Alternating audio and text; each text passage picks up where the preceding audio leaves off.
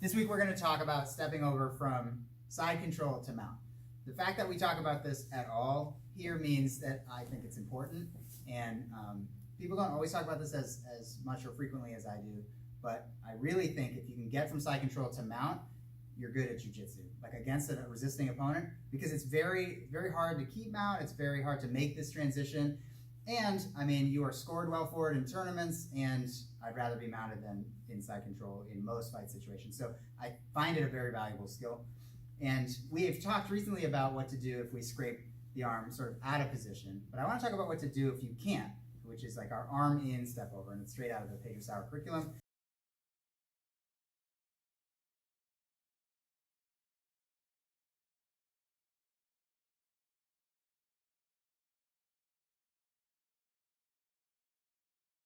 I'm going to start with a grip on, I'm going to turn you a little bit, a grip on his belt. Pull his arm through. You get a wrinkle on his gi. Try not to pull each other's arm hair or flesh. Pull this through here, and I'd love to have my arm right along the paraspinals behind him, like inside of his shoulder blade. That's how deep in I am, because it's much more uncomfortable when I start working here. From here, I find out I can't scrape it, so what I'm going to do instead is I'm going to reach my hand in. I'm going to cup underneath it, and I'm going to lift it straight up, straight in the direction that it wants to go. Even though at the end of this move it's going to be across his body, that's going to be because of what I do with most of my body, not the arm. The arm just lifts it straight up right in this plane. So I've got his arm, I pick up this arm, and I lift his arm through the action of switching my hips. It won't just be my arm. By switching my hips, I'm able to lift his arm straight up.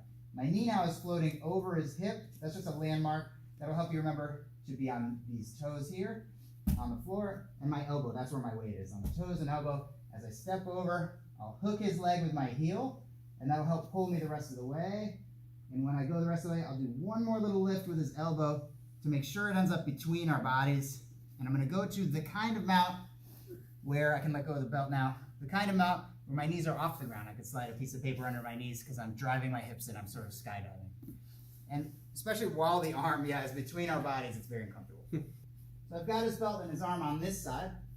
And on this side, when I realize I can't scrape it, I just put my hand under it, my thumb toward him, hand underneath it, switch my hips, and I lift the arm straight up in this plane. I'm not trying to push it across yet. Lift it up. Now I'm on the toes and my elbow.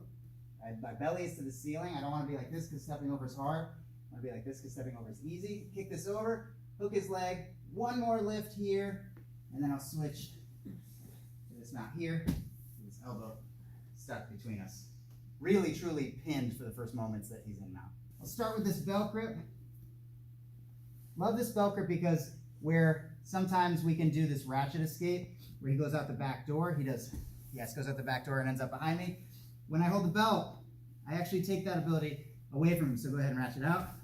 He can't go south. I have a nice grip here, so it does kill that escape while I finish either scraping the arm or, if that fails, picking it up with this hand, switching my hips, that helps me lift it, and then my knee goes floating over his hip here, on these toes and this elbow, and I actually have my belly facing up. Belly's facing up. Now I can hook this with my heel, pull myself the rest of the way, and one more little lift here to make sure that it lands between us in that very uncomfortable position. And the reason that that's so nice, I mean, I'm always happy when my opponent's uncomfortable, but especially in the first few seconds that I arrive in a new position. So if I sweep from the bottom of guard and I sweep somebody and I get on top, you can guarantee that the first 5 seconds I'm on top is when the storm is going to be, is when all their best efforts to escape are going to happen. Because most of us have the most success in our escapes during transitions or just after. So when I land and I'm pinning him with the elbow between us, I'm actually taking away really a valuable moment, which is the moment I just got to mount, when somebody normally would be freaking out, but he's just hoping he doesn't tap out from the pressure of the elbow between us.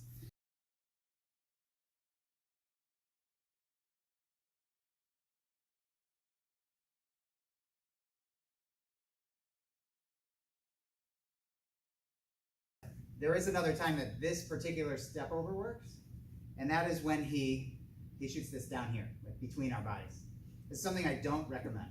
I don't think that this is a great move. pretty much as soon as I interlock armpits, I have attacks and he has no way to get back to his neck. I don't love this as an option, but some people do it because there's a side mount escape, like a ghost escape, where people kind of put this in here. So this actually sets up the same way. If his arm is sticking out, I just pick up the same elbow, same way. Pick this elbow up the same way, step through here, step over. Everything else is the same, except his arm's even more out of position. And I may have submission options even, just because it's so pinned and trapped and bad for him. His hand isn't here, it's over here, but I'm gonna hold the elbow just the same. So if his hand is through here, the grip you wanna have is between his body and the arm, and then just hold the elbow the same way that you were when you were holding it here. Again, thumb toward them and lifting here. If it's straight, it's not some other grip, it's just that you have to reach in between and put this in your armpit. I'm gonna start my setup, and he's got this. He thinks he's gonna maybe heave me overhead or something like that, but I'm just gonna switch my hips, step over, everything's the same. Okay, so the variation is only where his arm is, where bottom guy's arm is, and that is, it's south between us. Again, something I don't recommend.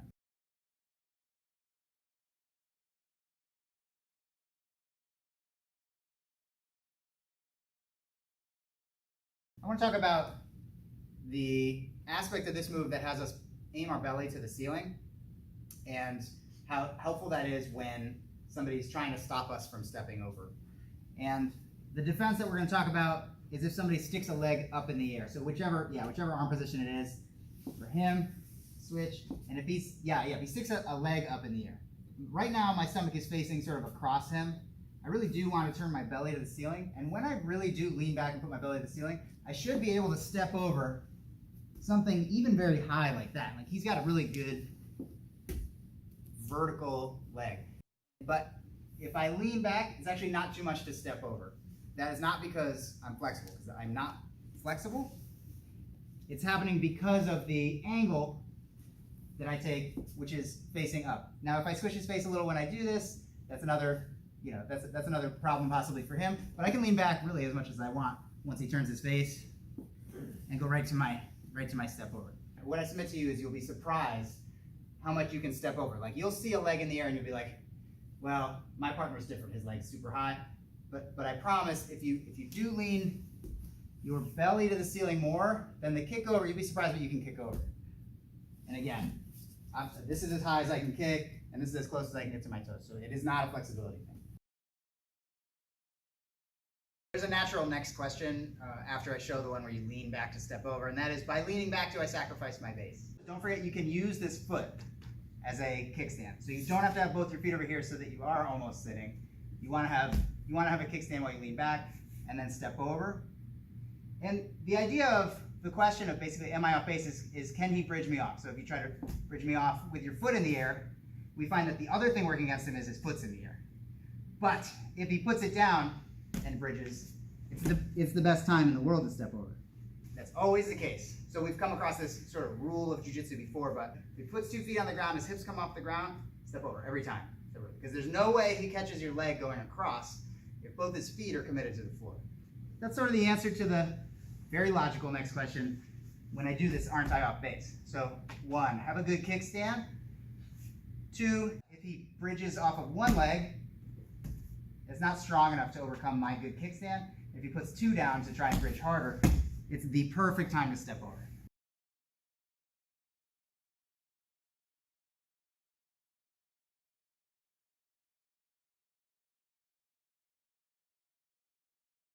This falls under, if you thought that was mean. Right? If you thought that was mean. No, there's something more I can do to have even more control and even more resignation from the person on the bottom to my step over. And that is, this is for the variation when his hand's at my hip. Okay. I'm going to hold the belt, pull the sleeve. Okay, now, I can switch my hip and lift his elbow as I did before. But I can also use my body to peel his wrist out and then lift his elbow. So this is a much more powerful, terrible feeling. Before, I lifted his elbow here, and when I found his wrist with my hip bone and I peeled it out a little bit, what's this?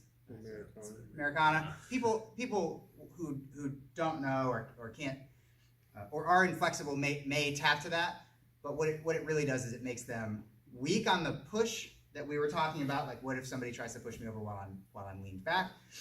It takes that away, and it also, like I said, resignation. He'll be like, just finish.